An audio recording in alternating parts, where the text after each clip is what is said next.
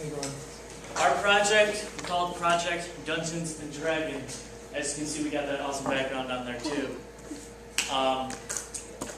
That's Jared. Say hi. Hey, Jared. This is Brandon. Hey, Say hi. Brandon. Hi. And I'm Glenn, as you might know. Excellent. Dungeons of Dragons is also referred to as D&D. It was created by Gary Gygax. Now I'm going to throw it over to Brandon, who's going to do the history. Oh wait, no, wait. First, big question. Our big question was, how can we use our talents to create new opportunities for ourselves and others?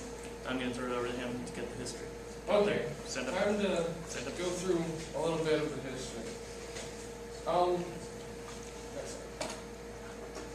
It was first published in 1974 by Gary Gygax. Its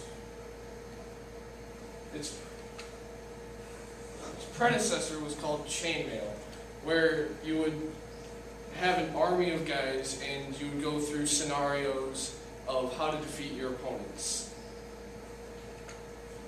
Then it sooner or later evolved into D&D, which then later on, it divided into two versions. The Looser, which was a more easy version of it. It was more based on just going, having fun for about an hour and being done with it. Next was AD&D, which was started at 2nd edition, and just sooner or later, once it hit 3rd edition, just started being called D&D.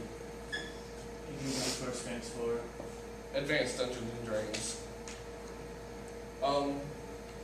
It hit 3rd edition by 2000, and it's now into the 4th edition, which just happened a few years ago.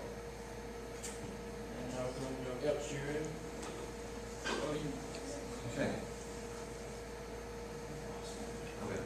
So the ideas behind why we did this project were, we thought there was a potential to teach people about Dungeons and Dragons and show them different skills we can learn.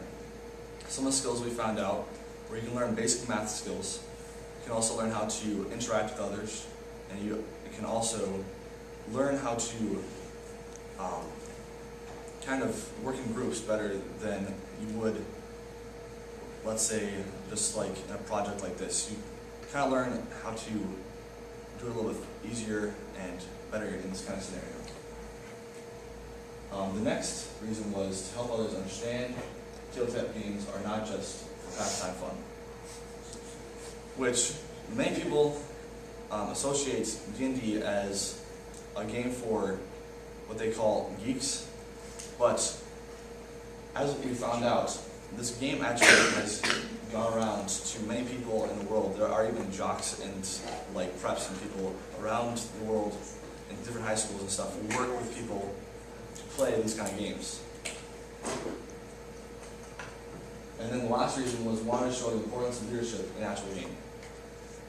Leadership comes through being the person who's telling your friends what's going to go on in the next part of the game, or you can be the DM or the dungeon master in the game, which means that you're going to be the person who's going to tell everyone the scenario that's going to happen for the next part of the game.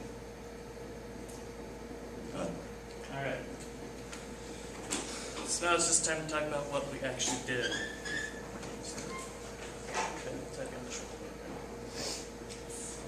So the first thing we did was we decided that we were going to make a place for people to come in and learn it and play it. And so we, of course, talked with Pong to get permission to do it through the school. And we also got Shinborn's help, and he provided us with his room to do it in. So what we did next was we basically just said, hey, we're going to be here at such and such a time. If you want to come learn how to play the game, feel free to come in, and we'll teach you how to play the game and stuff. So here's a few pictures. This is Jared working with some people. This is Brandon giving a little miniature prezi about why we were teaching them this. Of course, we're talking to them about the different skills and stuff that they can learn from it. This is a picture of the game set stuff. More pictures of them looking at their stuff, kind of learning about how it works. And of course, Santana changing the music probably to dubstep. So the next question that you could ask is, was it a big success? Well, we figured that as long as we got at least one person there, we would consider it a success. And we got like 5 or 6, so we got many more than we. Yes.